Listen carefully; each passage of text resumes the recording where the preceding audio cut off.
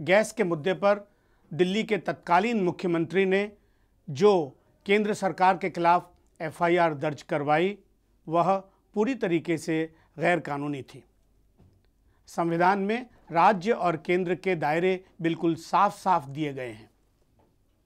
इस बारे में हमने सवाल जवाब किए जाने माने संविधान विशेषज्ञ और लोकसभा के पूर्व महासचिव डॉक्टर सुभाष कश्यप से। Delhi is a centrally administered union territory and the president is supposed to be administering it through the lieutenant governor. There is a concession to the political forces in Delhi or public opinion. A council of ministers and a legislature were conceded to Delhi, but they are entirely unlike state legislatures because their powers are very clearly defined and delimited by the Constitution and by the NCT Act.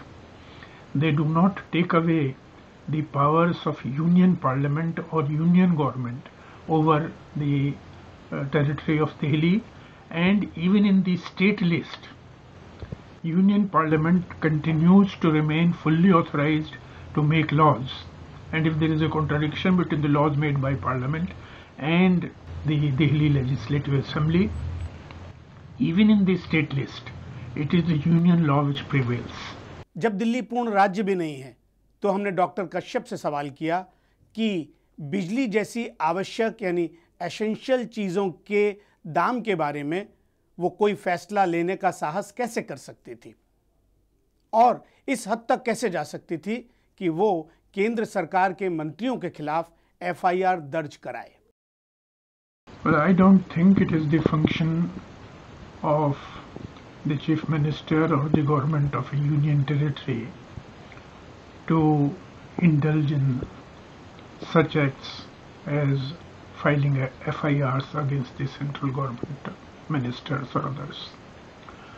In all the discussion in regard to the acts of the 49-day government in Delhi, it is not sufficiently flagged that actually the government of the Union Territory of Delhi or the capital region is not as independent as the government of a state. It is not a state government. Delhi के मुख्यमंत्री ने 12 फरवरी को आदेश दिया FIR दर्ज कराने का।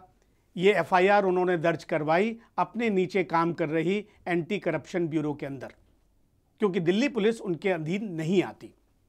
और 2 दिन बाद वे खुद गद्दी छोड़कर चलते बने, इस्तीफा दे दिया।